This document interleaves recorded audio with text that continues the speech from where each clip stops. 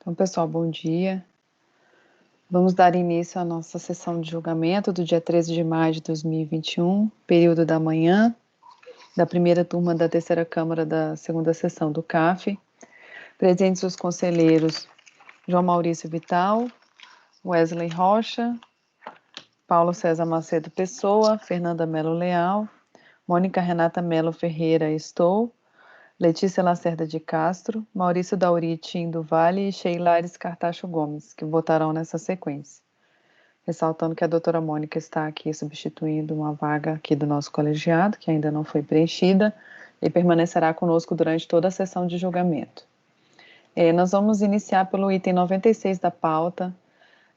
Marque, Maurício e Mari Delbart tem uma sustentação oral prevista, é um processo de relatoria da doutora Fernanda. Vou pedir que o Isaías convoque o patrono, por gentileza. Ok, presidente, irei convocá-lo. Tá. Tem mais uma aqui na sala.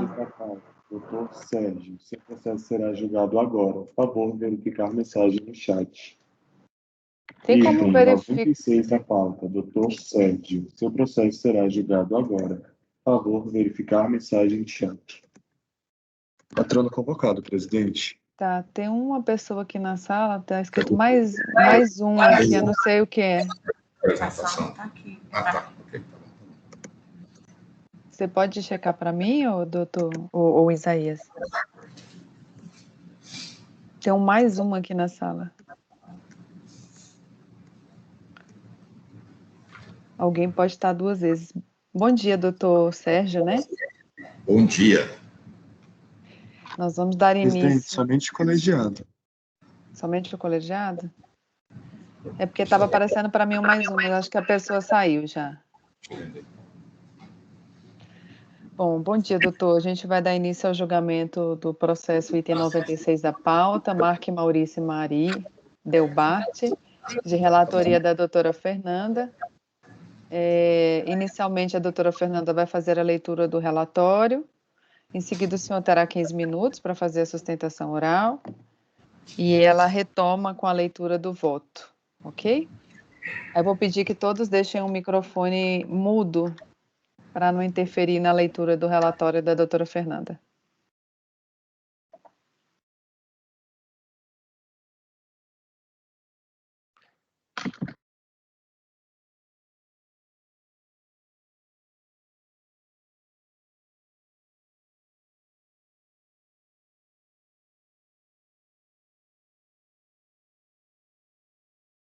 Fernanda, sua câmera desligou e a gente não está ali escutando.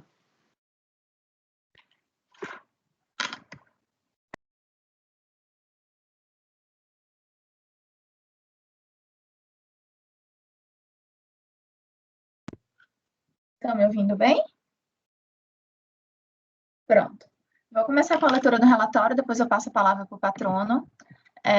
E qualquer dúvida nesse e-mail, depois da sustentação do patrono, eu estou à disposição para tirar qualquer dúvida. Se estiver travando, vocês me informam, por favor, porque no meu está travando um pouco hoje a internet. Então, vocês me avisem. Pois bem,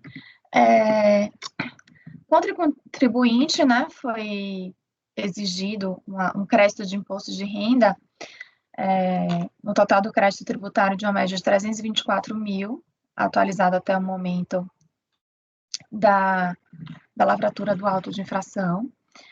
Tá, o enquadramento legal, a descrição dos fatos, estão nas folhas 4 e 5 e depois 9 a 22, e basicamente o lançamento foi APD, Acréscimo Patrimonial Descoberto, tá? O patrimônio comum do contribuinte e sua cônjuge, Márcia de Paula Eduardo, experimentou durante os anos calendários 2001 e 2002 diversos acréscimos mensais não justificados pelos rendimentos declarados por ambos em suas respectivas declarações de ajuste anual de imposto de renda à pessoa física, conforme demonstrativo de variação patrimonial detalhadamente descrito no termo de verificação fiscal, que acompanham o presente auto de infração. O contribuinte impugnante foi selecionado pela fiscalização do imposto de renda à pessoa física relativo aos anos calendários 2001 e 2002, em razão de diversas investigações efetuadas pelo Grupo Especial de Fiscalização da Receita Federal, em conjunto com o Departamento da Polícia Federal, terem detectado transferências de divisas do exterior ordenadas pelo contribuinte durante aqueles anos, nos montantes discriminados no tal demonstrativo mencionado, demonstrativo de movimentações de divisas no exterior, folhas 38, que são incompatíveis com os rendimentos e disponibilidades patrimoniais declarados na declaração de ajuste anual ao imposto de renda da pessoa física nos exercícios 2 e 3, de IRPFs 2002 e 2003. Por meio do termo de início de fiscalização, folhas 35 a 7, que tomou ciência por via postal em 21/7/2006, conforme aviso de recebimento, o contribuinte foi intimado a informar e comprovar, mediante documentação idônea, a origem dos valores movimentados no exterior naqueles anos calendários conforme discriminados no demonstrativo, que acompanhou o referido termo. No mesmo termo, com o objetivo de se apurar eventual variação patrimonial não suportada pelos rendimentos declarados pelo contribuinte nos anos calendários sob fiscalização, foi ele também intimado a informar e comprovar todos os pagamentos recebidos de recursos financeiros ocorridos em tais anos, 2002, aí incluída alienações, aquisições de bens e direitos, e o recebimento de valores declarados em suas respectivas declarações de imposto de renda, como rendimentos isentos e não tributáveis.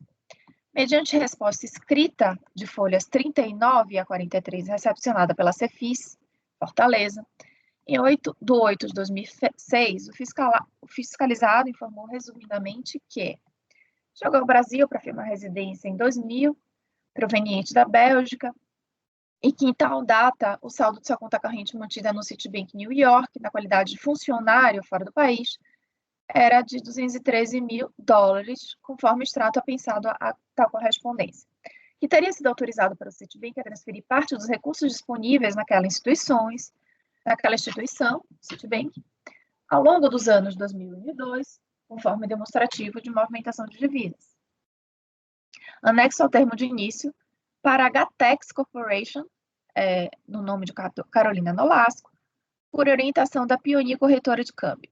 Sustenta que todos os valores constantes no referido demonstrativo são devidamente comprovados através de documentos anexos, denominados Citifax Instructions Form. Assim sendo, está demonstrado que a origem dos valores movimentados no exterior, naqueles anos, decorreu de transferências de disponibilidade de saldos mantidos no Citibank New York, conta funcionário fora do país, existente antes da vinda para o Brasil. Em decorrência dessas transferências no exterior, teria recebido no Brasil da Pioneer, a corretora de câmbio, os valores correspondentes em reais. Em relação aos montantes declarados como rendimentos isentos e não tributáveis nos anos calendários sob fiscalização, o contribuinte informou que 203 mil, relativo a 2001, se originaram de transferências feitas a partir da conta corrente mencionada no item anterior para a conta do Banco do Brasil, agência tal, através do mesmo quadro de remessas Citifax Instruction Form, no valor de $84 mil, que, convertido para reais nas datas das remessas, foram totalizados 203 mil, conforme o contrato de câmbio. Informou ainda que esse valor foi lançado como transferências patrimoniais no quadro 3, isentos e não tributáveis, por orientação equivocada do seu antigo contador, pois alega que deveria ter registrado na declaração de imposto de renda, no ano calendário 2000, que teria chegado ao Brasil, como bens e direitos, o valor do saldo bancário que tinha no Citibank. Quanto aos 30 mil relativos ao ano calendário 2002, informou que referem-se à distribuição de lucros da empresa Fina Babel Prelights. O contribuinte também apresentou documentação relativa às alienações e aquisições de bens e direitos efetuados nos anos calendário sob comento, que seguem anexadas às folhas 66 a 139. A partir de diversos elementos alegados e apresentados pelo contribuinte, a fiscalização adotou providências diversas.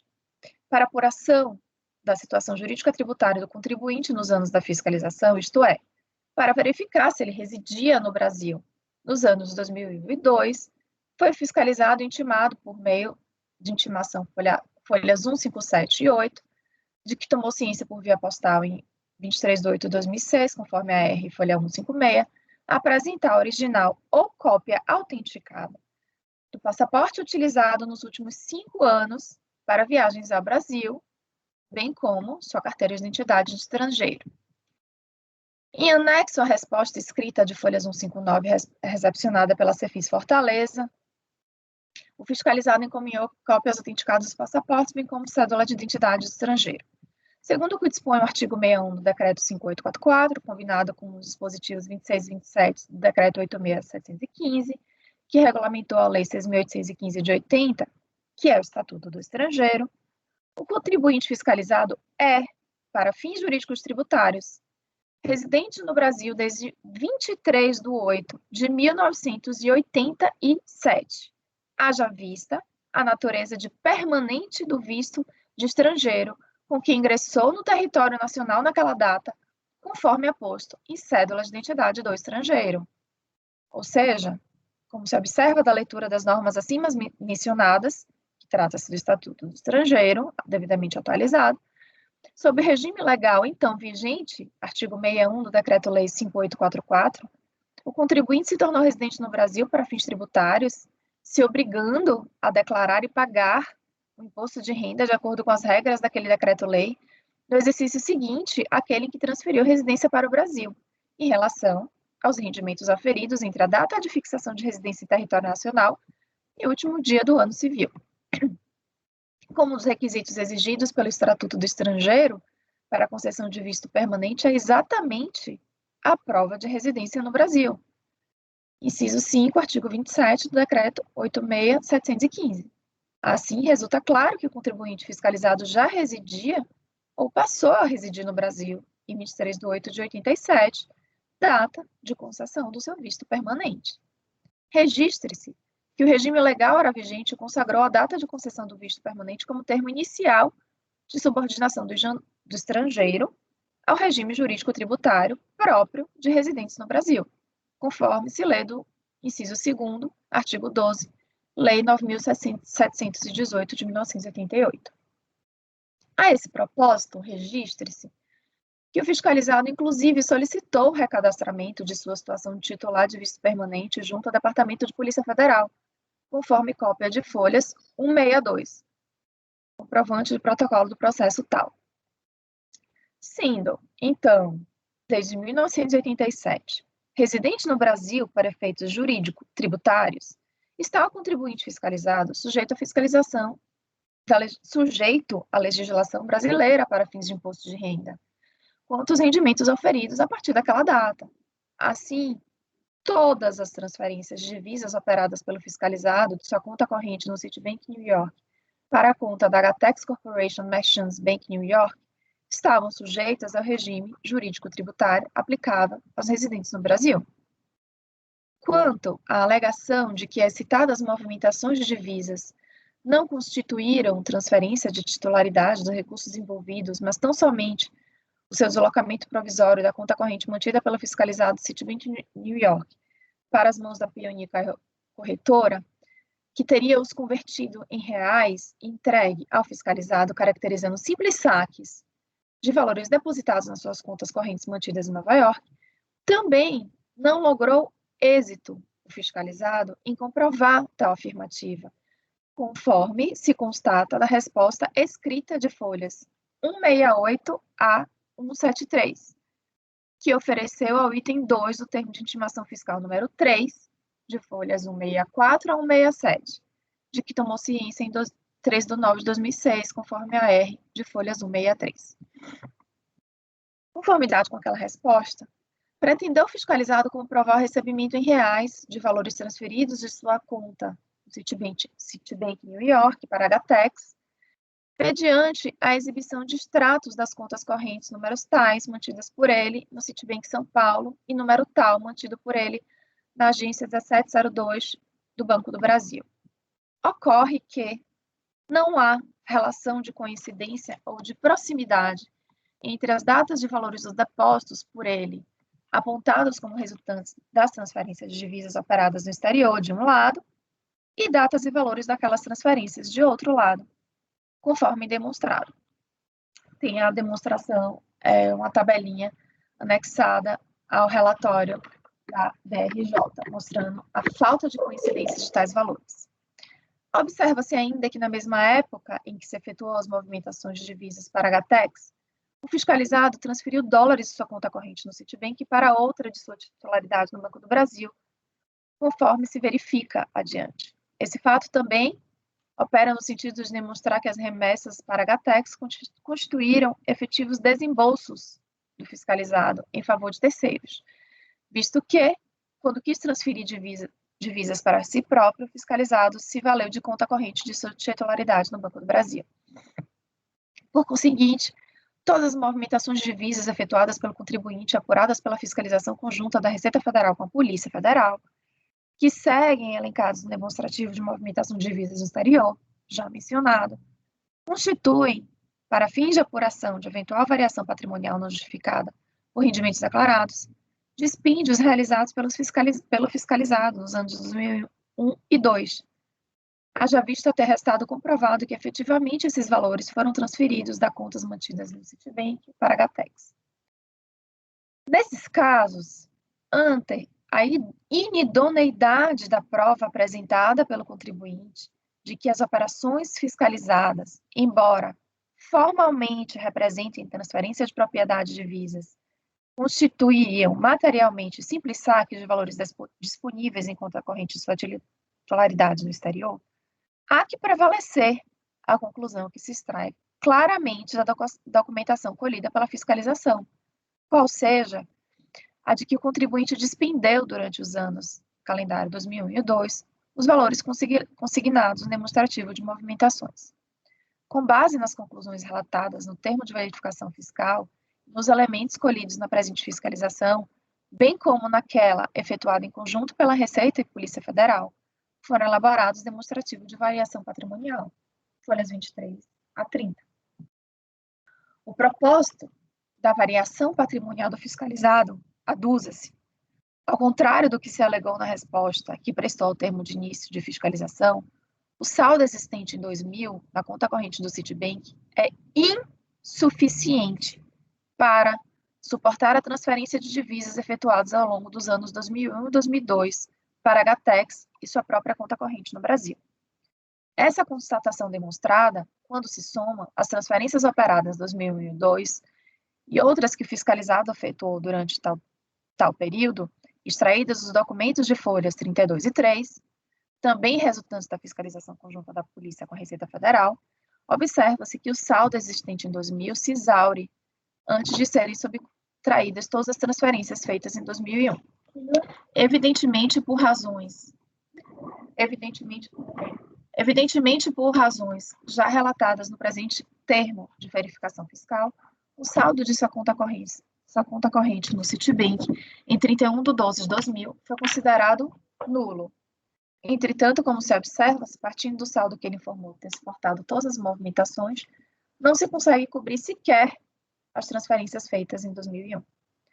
Observe-se que não foram consideradas prováveis as transferências efetuadas em 2000 no valor de 273 mil, que constam na declaração como rendimentos isentos, à semelhança da forma como o contribuinte declarou na declaração de ajuste anual, transferências que somaram 203, às quais já se fez referência no presente termo de verificação fiscal.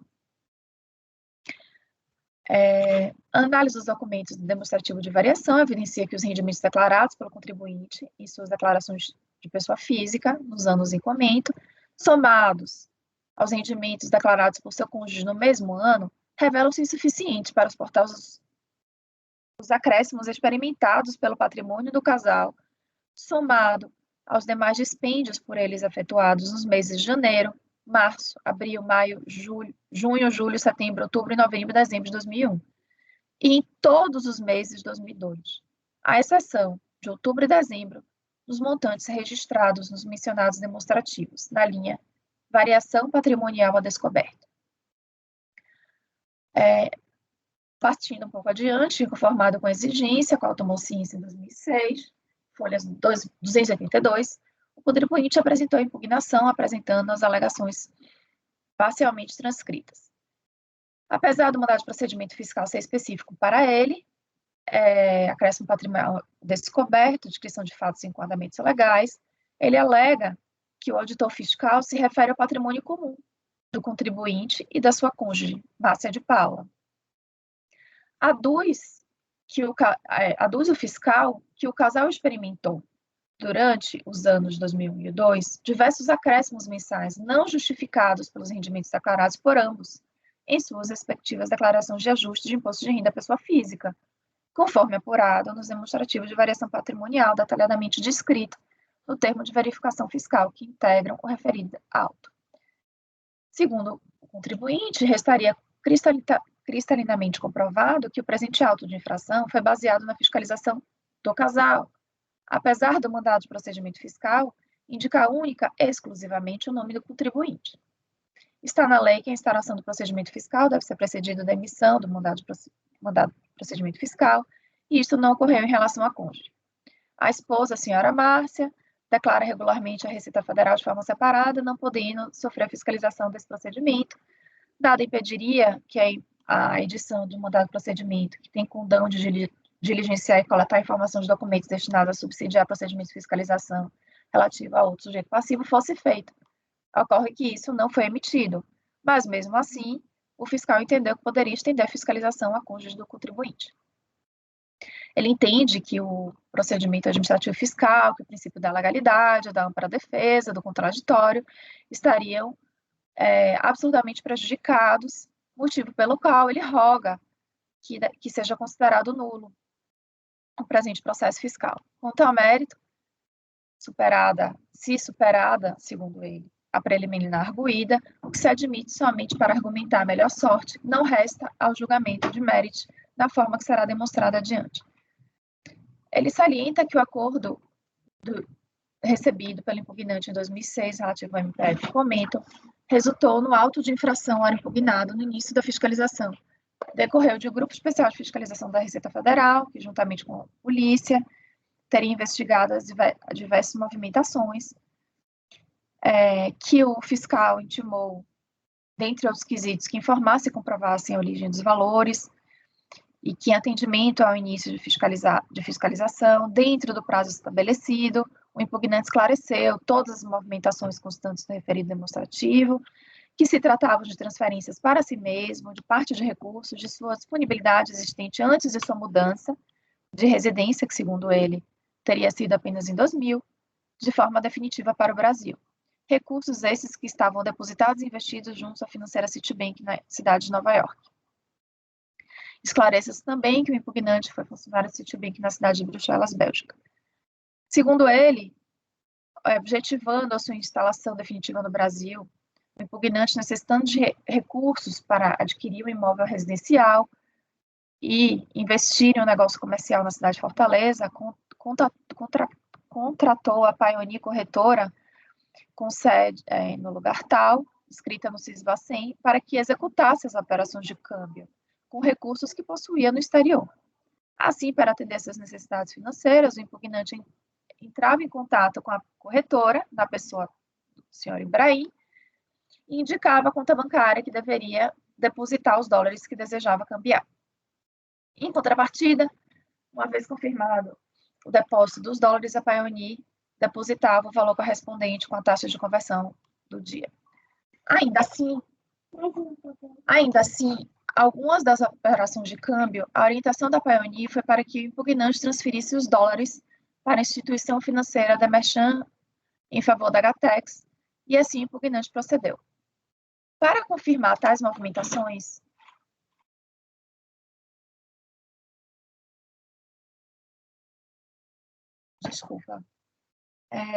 para confirmar a origem dos recursos transferidos, o impugnante apresentou à fiscalização cópia do extrato bancário da sua conta Citibank, com data final em 2000, que comprova a disponibilidade à época de 213 mil dólares. Em 23 de 8 de 2006, o impugnante recebeu o termo de início de fiscalização e solicitando os saldos das contas correntes do Citibank Nova York, e em resposta, ele juntou os referidos extratos, afirma que, em atenção ao termo 2, ele, em 2006, informou, como já havia dito anteriormente, que não possuíam documentos que confirmassem saldos nas datas finais de cada ano solicitados pelo auditor fiscal. Entretanto, havia solicitado tais posições à instituição financeira por escrito, como comprovação de tal solicitação, anexou cópia de correspondência ao Citibank. Em 10 de 2006, para surpresa do impugnante, recebe uma ligação telefônica informando que estavam encerrados os procedimentos e a fiscalização havia considerado que tais saldos eram nulos, os saldos que ele teria fornecido nas contas do Citibank Nova York. Por consequência, as movimentações financeiras informadas pelo impugnante nos anos 2002 demonstrariam acréscimo patrimonial sem justificativa, sem rendimento justificado. O contribuinte discorda, alegando que ele contribuiu com tudo quanto foi solicitado.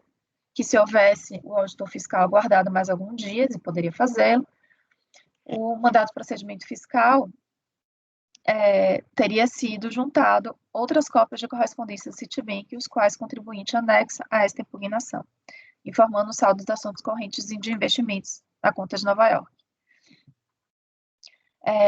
Enfim, mostra outras correspondências.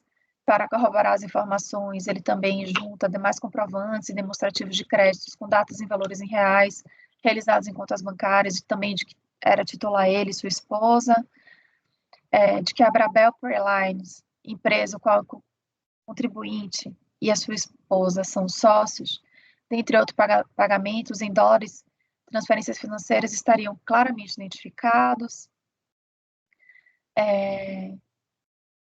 Enfim, e segue sustentando que, quando necessitava de recursos, ele solicitava a transferência, que em relação à diferença de valores, não há que se levar em conta que a fiscalização utilizou para a conversão de dólares a taxa fixada pelo Banco Central, que as taxas não eram as mesmas e, por consequência, ocorreriam diferenças, ora positivas e ora negativas, que as ditas diferenças estão em consonância com as realidades. Não há que se estimar taxas de câmbio nesses casos, como fez o auditor fiscal, e que, por fim, como o impugnante afirmou na sua correspondência, os comprovantes apresentados eram parciais, haja vista que somente poderia apresentar aquilo que tinha em mãos naquele momento. Os demais, os depósitos fora solicitados às instituições financeiras, foram formalmente juntados a essa impugnação. Não há dúvida de que as movimentações foram definitivamente transferidas e realizadas para o próprio impugnante, e segue sustentando os mesmos argumentos, né, de que teria tido respaldo para fazer tais transferências e que todos estariam devidamente comprovados. Como o patrono vai fazer com maior grau de detalhes também a sustentação, eu entendo que eu posso passar para DRJ, um pouco mais adiante. Pois bem, a DRJ Fortaleza, nossa peça impugnatória, só um minuto aqui, travo.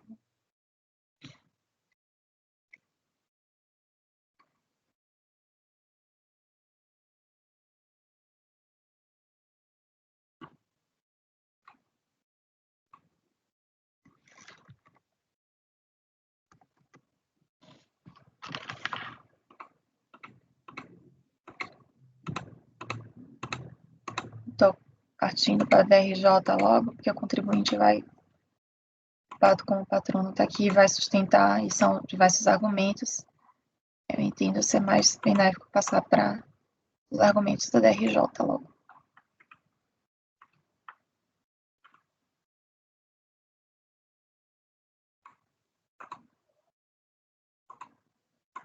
Um minuto que travou aqui.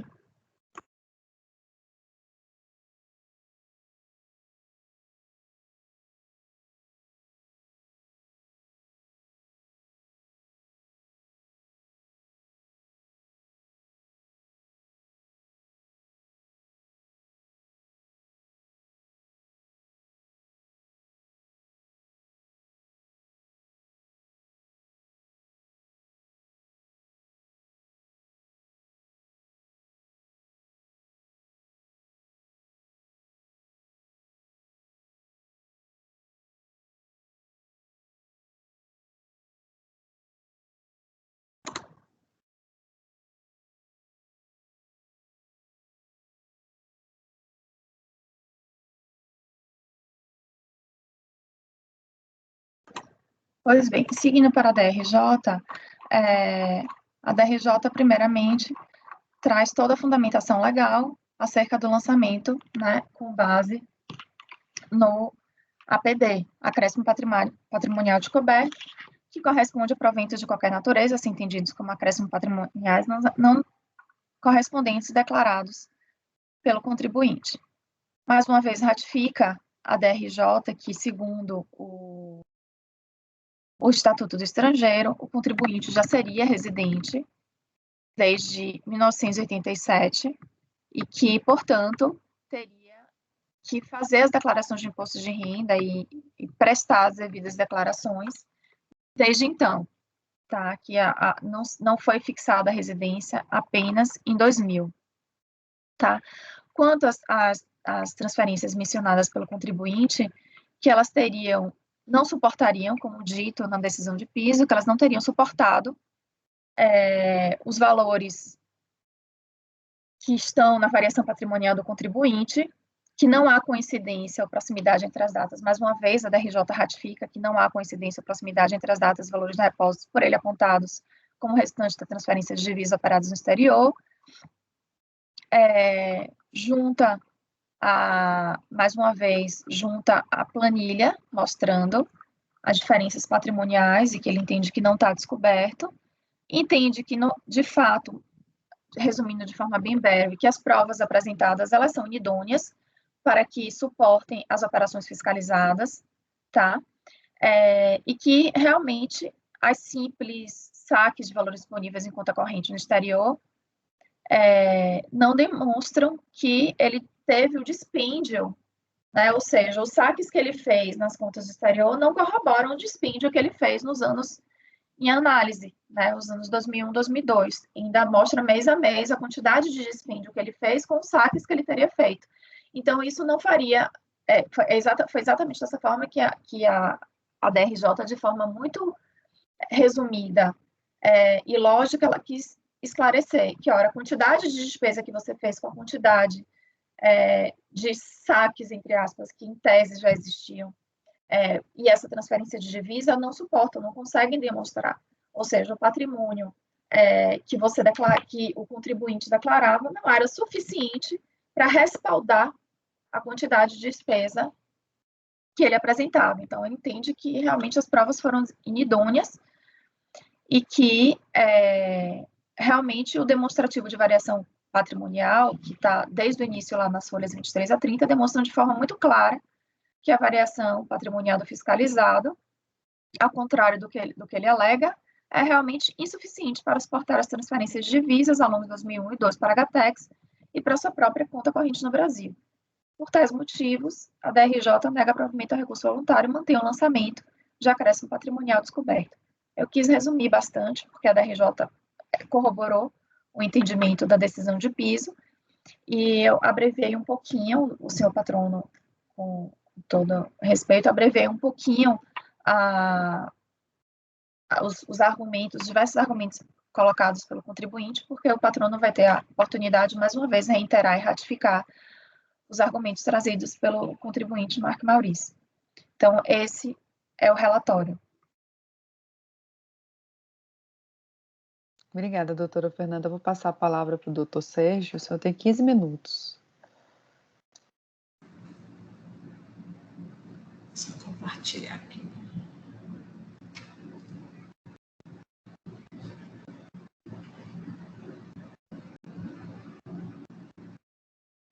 Vocês estão vendo a tela? Bom dia a todos. Senhora presidente, senhora relatora, demais conselheiros. Em primeiro lugar, eu gostaria de saber se vocês estão vendo o compartilhamento que eu estou fazendo. Agora está aparecendo, doutor, agora apareceu. Pronto, então vamos lá. Na verdade, esse compartilhamento é mais um pró-memória dos pontos relevantes que nós vamos falar.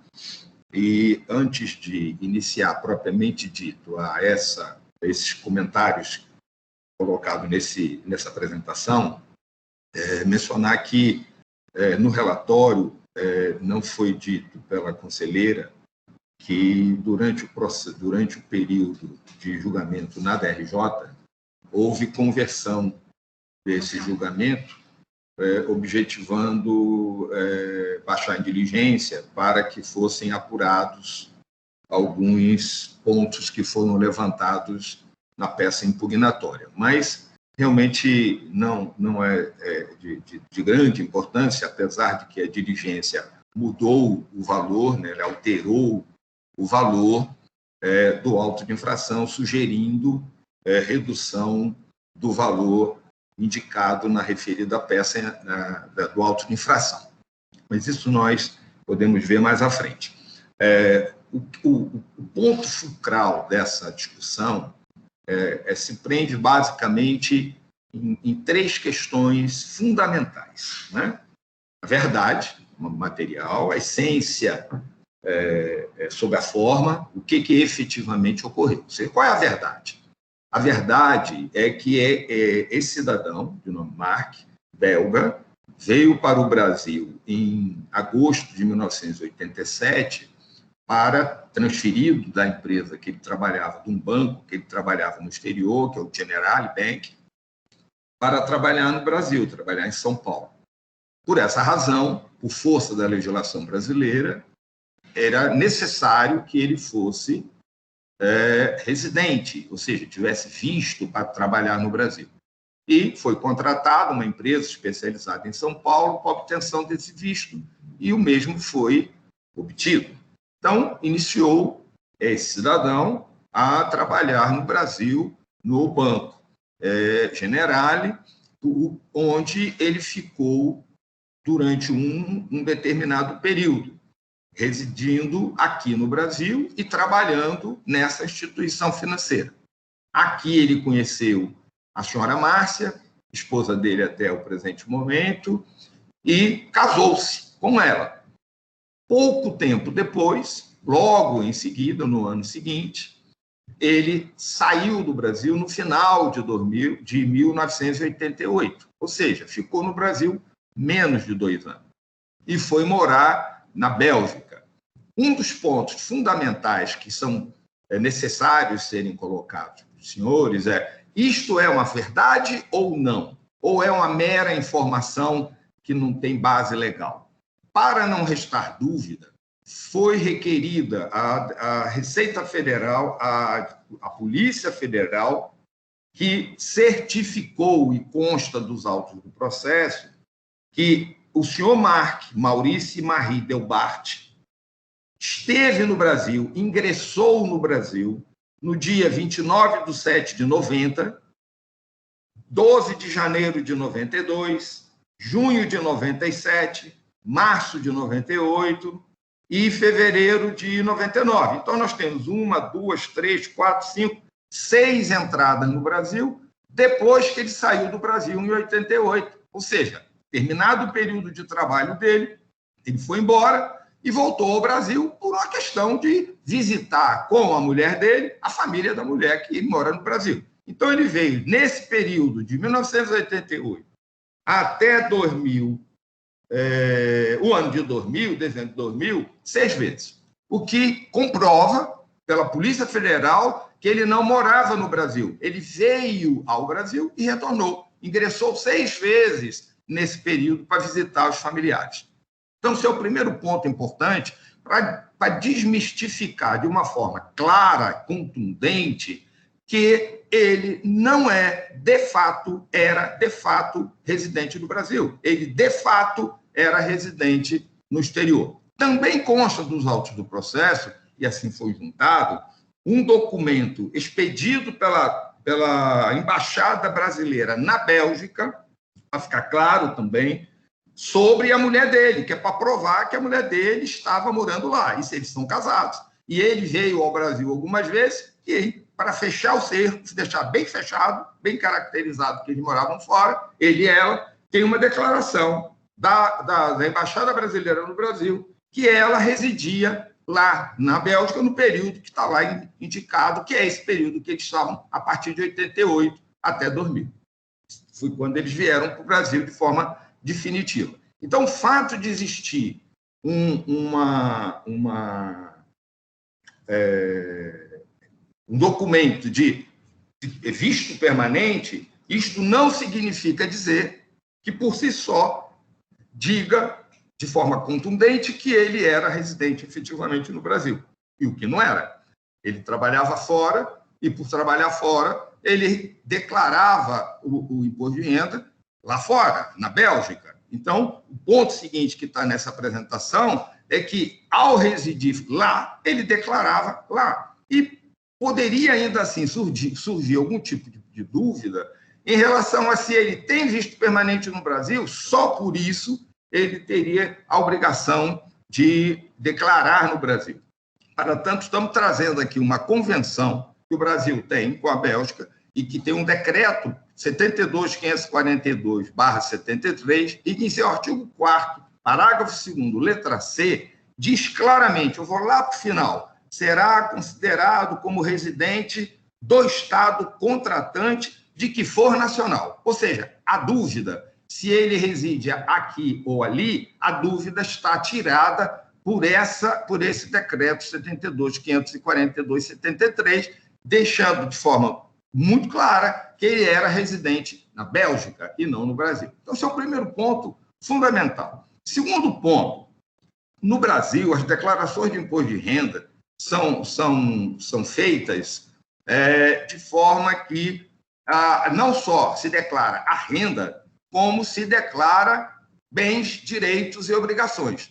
Diferentemente do que acontece em outros países no mundo, Estados Unidos, por exemplo, a Bélgica, por exemplo, a declaração é de renda e não de bens, direitos e obrigações e mais a renda. Então, na verdade, o que aconteceu, com base nisso, ou seja, acostumado a declarar renda e não declarar bens, direitos e obrigações, ele cometeu o primeiro grande erro. Foi no Brasil, quando ele fez a declaração de imposto de renda de 2000, ele não declarou os bens e direitos que ele possuía. Então, ele começou, na declaração de imposto de renda dele, com 0 de bens e direitos, porque não tinha o ano anterior. As declarações, como todos sabem, tem 2 coluninhas, ano anterior e ano base. No ano anterior não tinha informação nenhuma. No ano base tinha a declaração do que ele ganhou. Ora, se ele não tinha nada declarado no ano base, tudo que ele tinha no ano base, que era o ano anterior, que viesse para a conta dele, viesse para o ano seguinte, não tinha onde contabilizar, porque era um patrimônio que ele possuía, mas que efetivamente ele não declarou na sua primeira declaração. Então, isso foi um primeiro grande erro. O segundo erro dele foi quando ele veio para o Brasil e o contador, inadvertidamente, para que ele não tivesse acréscimo patrimonial sem origem, disse para ele, olha, como você trouxe esse dinheiro seu, que estava no exterior, e você não tinha declarado no ano anterior, então só tem um jeito. Nós vamos dar entrada nesse recurso como rendimentos isentos e não tributados, e aí, com isso, você consegue cobrir os gastos que você teve durante o ano, os investimentos, a aquisição de carro, de casa, etc., que ele fez aqui no Brasil com esse recurso que veio do exterior. Foi o segundo erro, que o contador, ao invés de corrigir a declaração do ano anterior, que seria o correto, ou seja, ele retificava a declaração do ano anterior, entregue, colocando os bens e direitos que ele possuía no exterior, mas, ao invés de fazer isso, ele preferiu lançar o ingresso dos recursos como rendimentos isentos e não tributados. Foi o segundo grande erro dele. O outro ponto relevante a ser registrado é que, em 6 de novembro de 2019, no julgamento do CARF, primeira turma, terceira Câmara, segunda sessão, houve a conversão do julgamento em diligência, que eu mencionei no início, né? E com o objetivo de refazer os cálculos, considerando todos os elementos que estavam constantes dos autos. É verdade que alguns dos documentos que foram entregues na fase de impugnação não foram traduzidos por conta de tempo.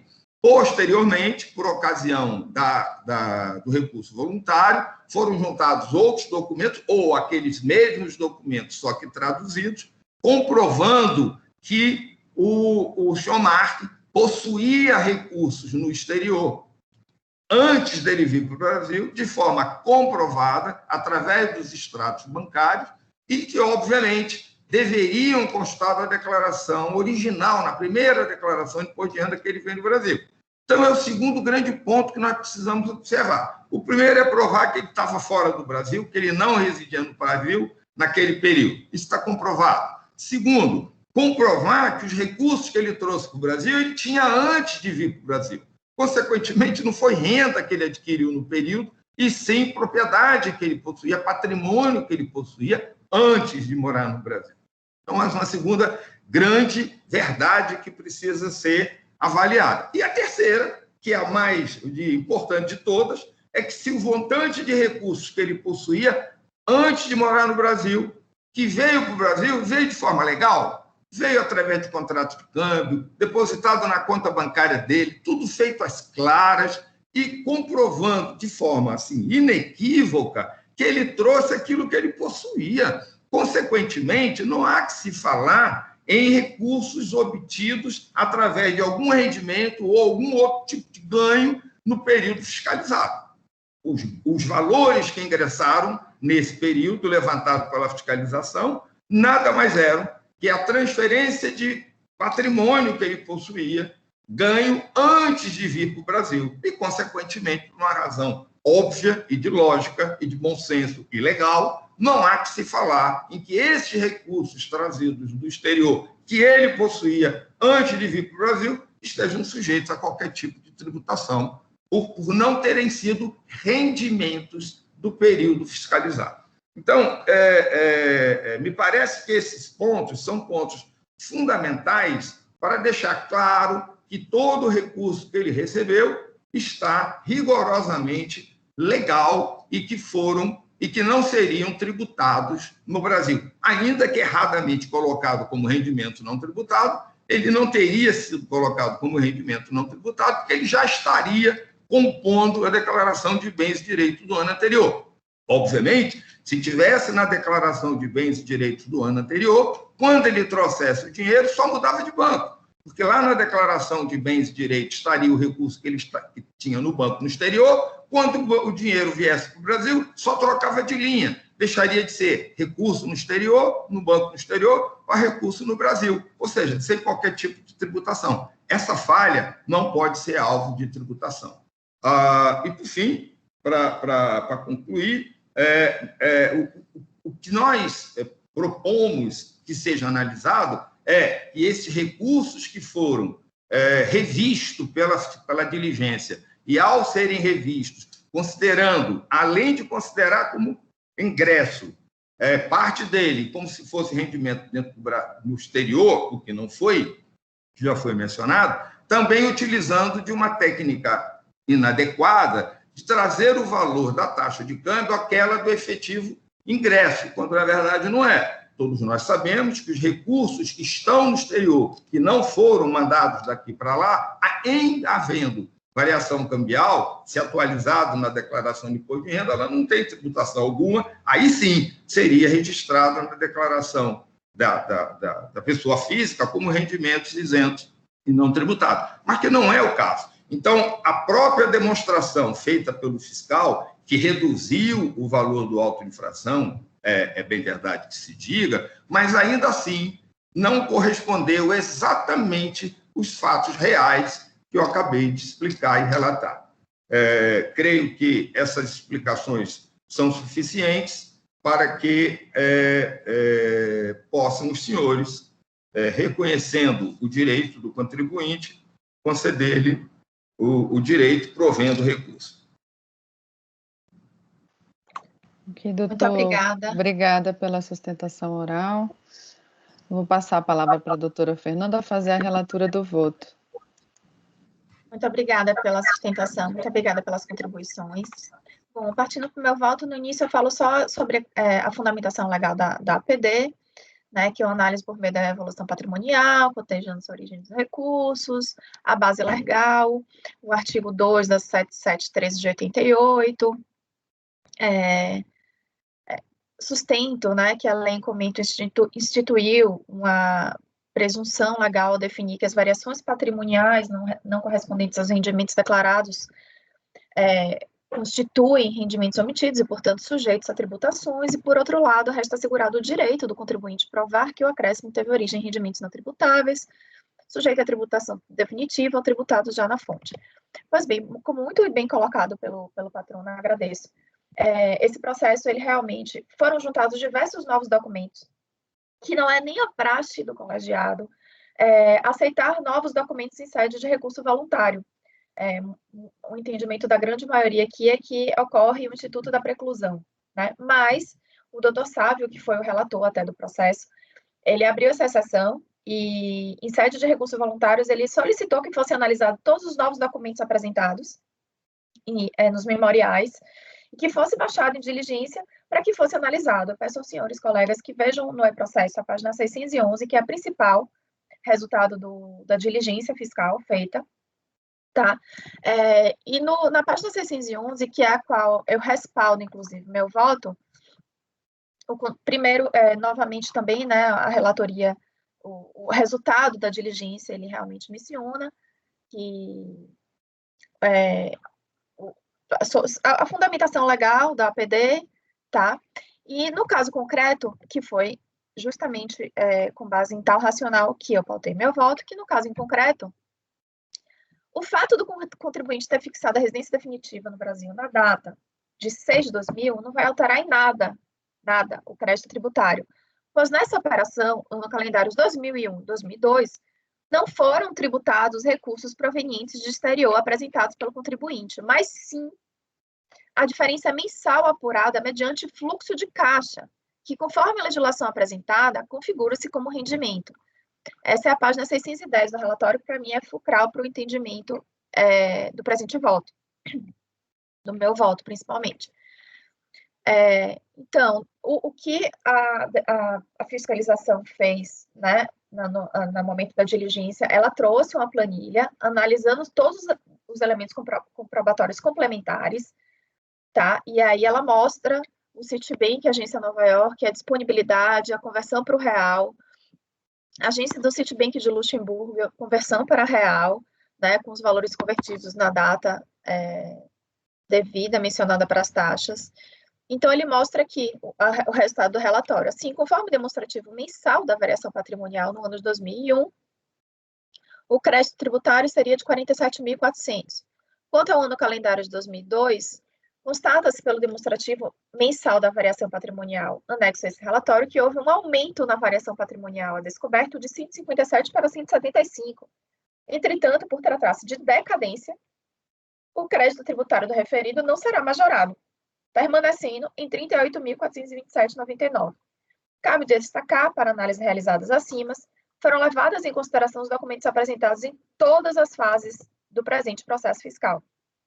Então, no resultado da diligência, que eu entendo que é o que realmente prova a verdade material, conforme é solicitado, inclusive, pelo contribuinte, e que parece ter tido entendimento durante todo o processo fiscal de que ele já residia, ele tinha residência no Brasil desde 87, de acordo lá com o Estatuto do Estrangeiro e com a cédula de identidade do estrangeiro, e que a esposa ainda morava no exterior ou não. Mas, enfim, o fato é que, para o caso concreto, ele ter residido ou não, ele ser residente ou não antes no Brasil, não vai fazer diferença, porque o que está sendo analisado, se ele passou a residir em 2000, o que está sendo analisado são os anos de 2001 e 2002.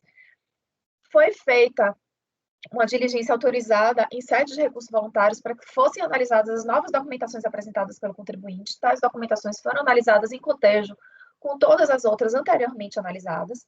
O crédito tributário de 2001 foi reduzido e o crédito de 2002, inclusive, deveria até ser aumentado pela nova análise dos documentos juntados, mas, em face do Instituto da Verificação da Decadência, não pode ser lançado e ficou a menor. Então, sendo assim, eu trago também no meu voto o entendimento do princípio da verdade material.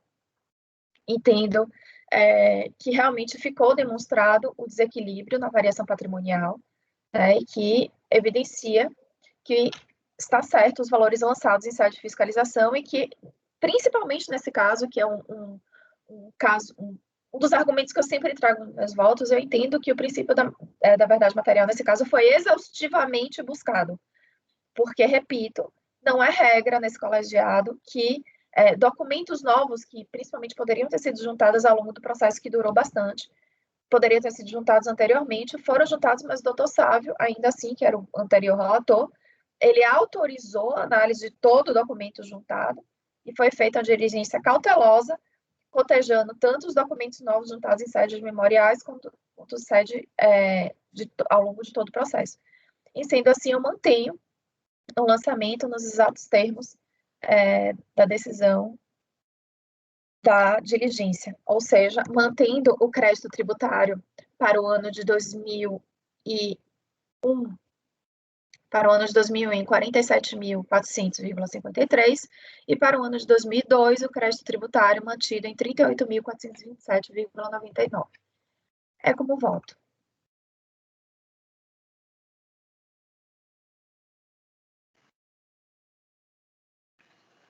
Ok, a gente vai iniciar os debates. Doutor, o senhor está querendo fazer algum esclarecimento de fato? Porque a gente vai iniciar os debates com os conselheiros. Sim, com licença, presidente, realmente de fato. A questão que foi mencionada pela relatora não corresponde à verdade, porque no que diz respeito ao rendimento, porque a base do lançamento feita pela fiscalização originalmente, ou seja, no auto de infração, é que ele começa o auto de infração considerando que ele é residente no Brasil. E o fato dele ser residente no Brasil, os rendimentos que estão no exterior, ele omitiu esses lançamentos no exterior, então, se não foi declarado anteriormente, está sendo declarado agora. Esse é o fundo do auto de infração. Se a tese essa a prova que nós teríamos que ter, e aí em qualquer outro lugar, em qualquer outra instância, em qualquer discussão, é que ele não era residente no Brasil. Não é pelo fato de ele ter uma carteira de estudante, de residente, que ele é residente. O fato de eu ter uma carteira de estudante, que eu sou estudante. Então, isso é um fato real que precisa ser considerado. Ou seja, o voto tem que deixar claro se o entendimento da Câmara é que ele era residente ou que ele não era residente. É fundamental que isso esteja no voto. Muito obrigado.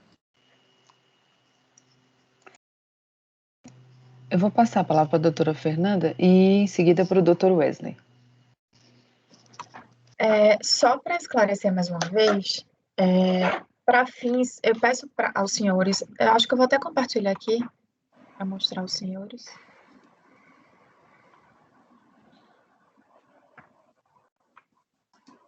Vocês estão vendo? Dá para ver, Sheila? Ainda não. Eu não sei como é que eu compartilho aqui. Agora foi. É porque ele demora um pouquinho. Foi? Tá abrindo. Abriu. Sim. Pronto. Esse aqui é o resultado da diligência, tá? Esse aqui é o resultado que eu pedi para os senhores abrirem, a página 610 e 611, que é o resultado da diligência solicitada pelo anterior relator.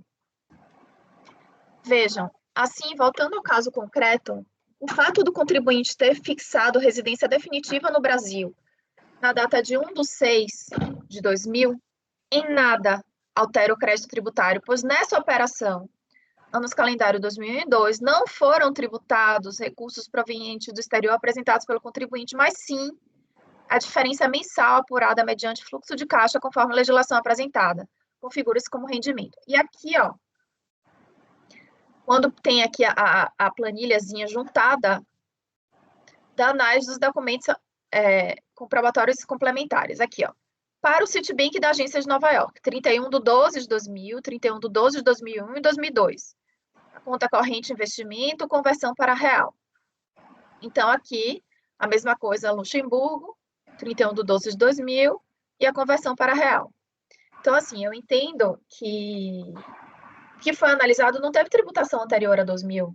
A tributação que foi feita foi no ano de 2001 e 2002, né?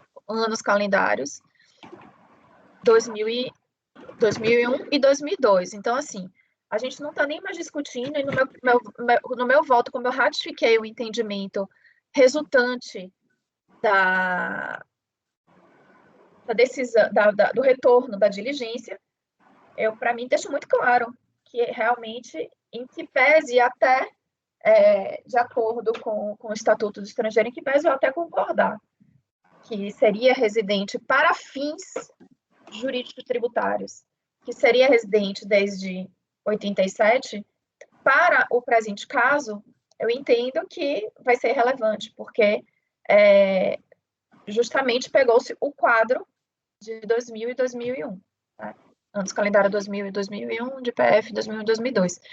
E só para não esquecer de perpassar por um dos argumentos colocados, entendo que pode ter tido equívoco e ausência de qualquer má-fé por parte do contador. Nós vemos isso constantemente,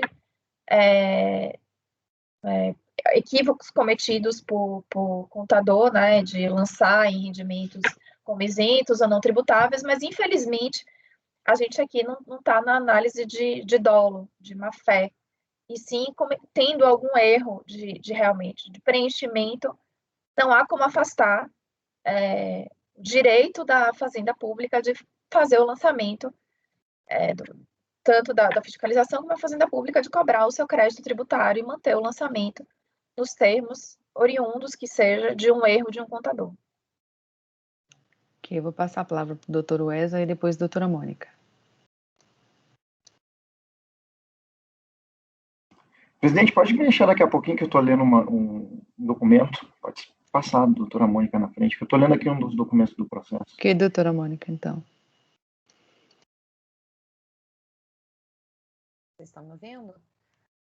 Sim. É só um esclarecimento para a relatora, é que esse relatório da diligência, ele faz uma alteração em um dos... deixa eu abrir ele aqui, né? No calendário 2001, ele reduz a base de cálculo do imposto apurado, não é isso? É só para o ano calendário 2001.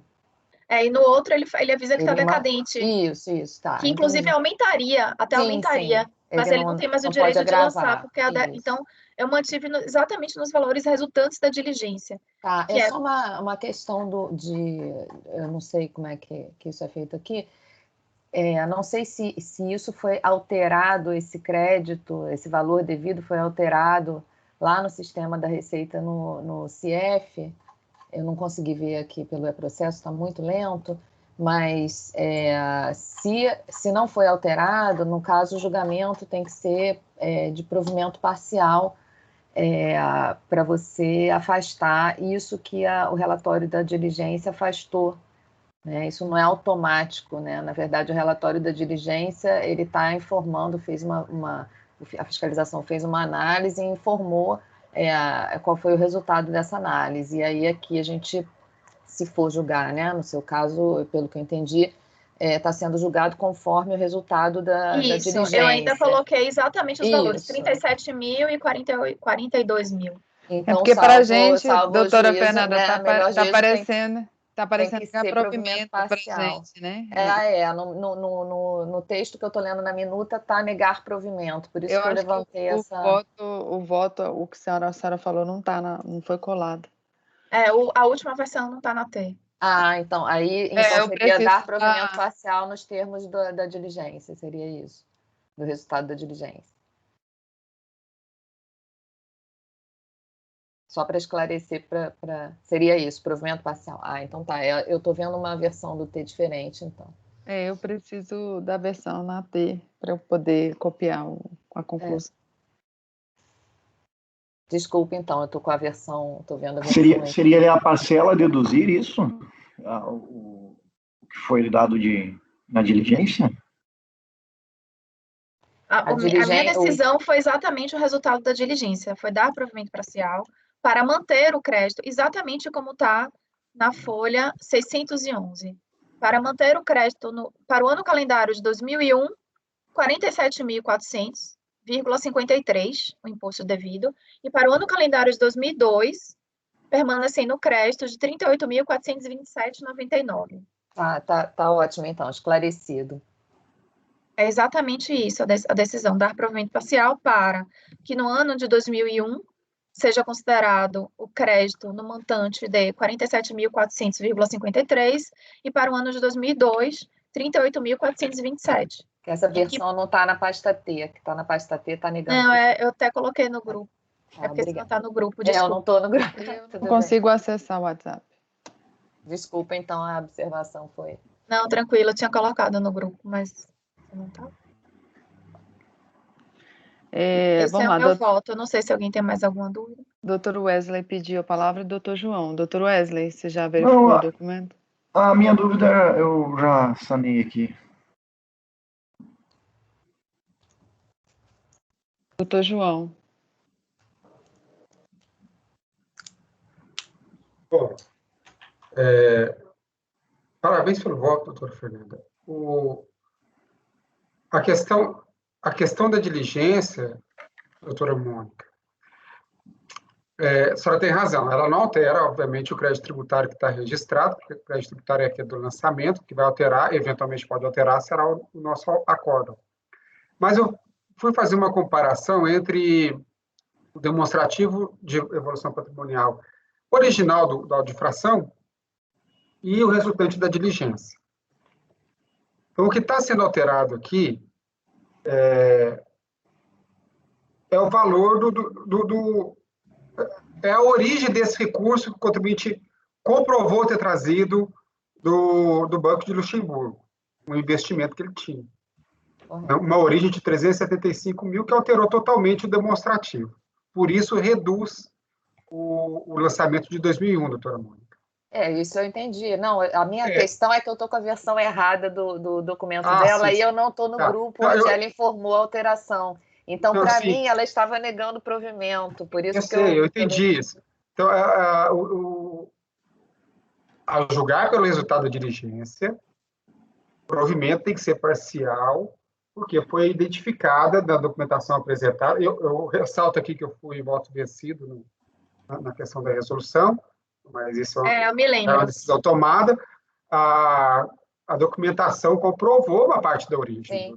Sim. Reduziu a presunção de omissão de rendimento, com base na variação patrimonial. Então, por isso tem que ser o provimento parcial mesmo. Sim. Isso eu entendi, tá? A base de cálculo está diferente do auto de infração, né? Reduziu ali o acréscimo patrimonial à descoberta. A dúvida foi só quanto ao resultado.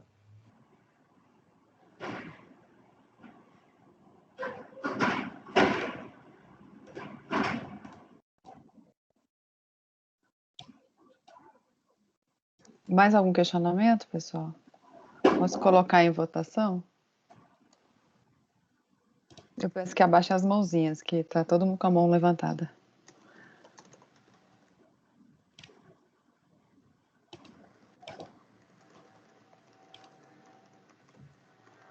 Vamos lá, doutor João, como vota?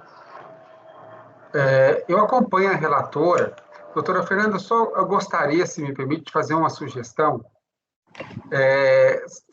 A senhora tratou aí no voto, muito en passant, acerca da questão do dólar utilizado na conversão.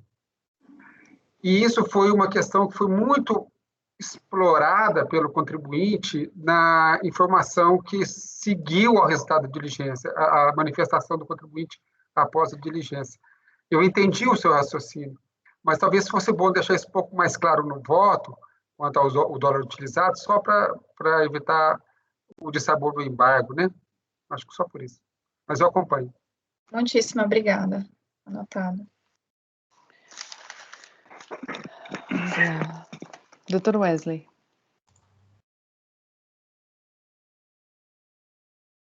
Como vota, Dr. Wesley?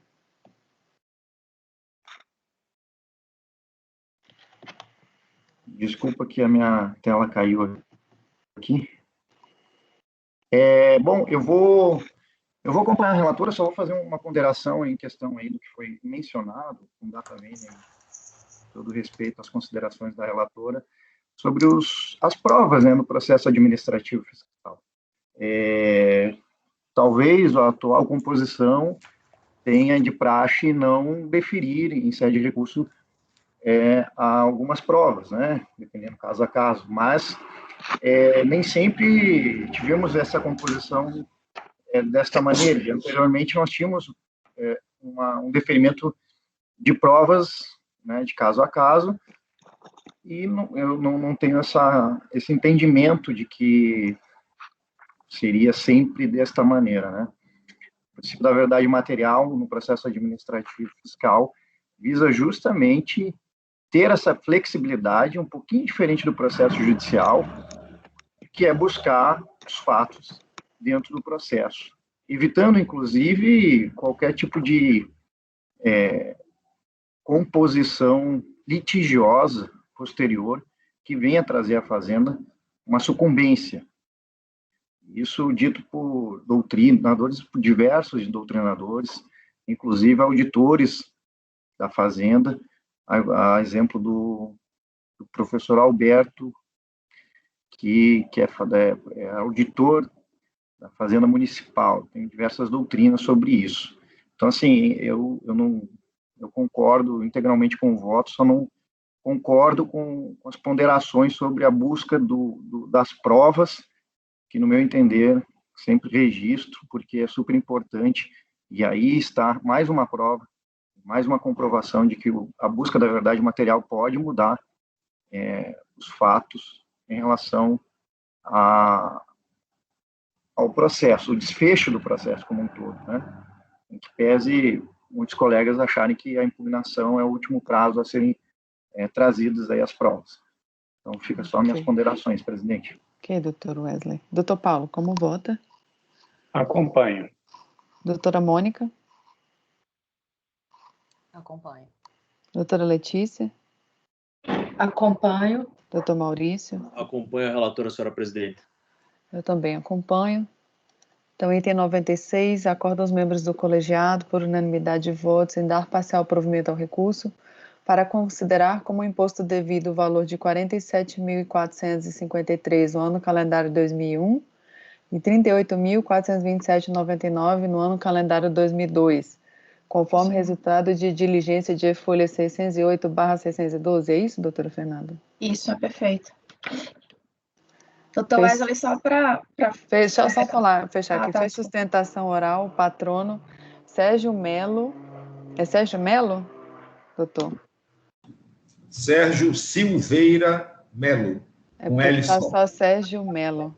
Sérgio Silveira Melo. O OAB do senhor é esse OAB Rio de Janeiro? Não é OAB, é identidade 2198236 e FPRJ. Mas o senhor tem OAB? Não. Identidade. RG. Desnecessário, regimentalmente desnecessário, legalmente desnecessário. Então, RG, o senhor pode me falar? Isso, 21982 236 e FP Rio de Janeiro. Isso. Ok, doutor. Agradeço a participação do senhor aqui. Doutora Fernanda, só quer tecer considerações antes? Não, eu só queria confirmar com o doutor Wesley que, na verdade, ele não falou nada diferente do que eu falei, não. Inclusive, em todos os meus votos. O doutor João até já brincou comigo. Eu não cito o princípio da verdade material nos meus votos. Todos os meus votos, praticamente. Eu sempre trago a busca da verdade material. E o que eu disse aqui foi justamente isso. Foi que, neste caso, o colegiado concordou integralmente, quer dizer, não por unanimidade, doutor João, não, mas o colegiado concordou em abrir a exceção de fazer a diligência mesmo em sede de recurso voluntário, porque a maioria, foi o que eu disse, a maioria entende que quando chega em sede de recurso voluntário, já se instaurou o Instituto da Preclusão, foi isso que eu disse. Tá? Só para ratificar que o meu entendimento, na verdade, é de que sempre eu entendo que ainda é tempo.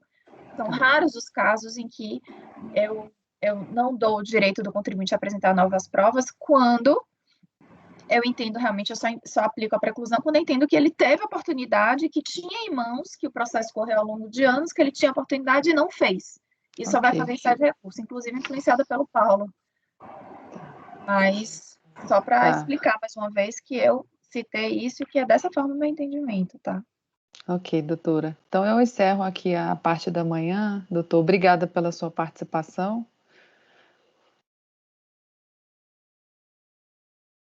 Aí eu só preciso sair da sala agora. Tá, muito obrigado, bom dia a todos. Obrigada, bom dia. Obrigada, doutor Sérgio. E eu vou interromper a gravação. Nós vamos dar um intervalo de 10 minutos. Retornamos às 10h30.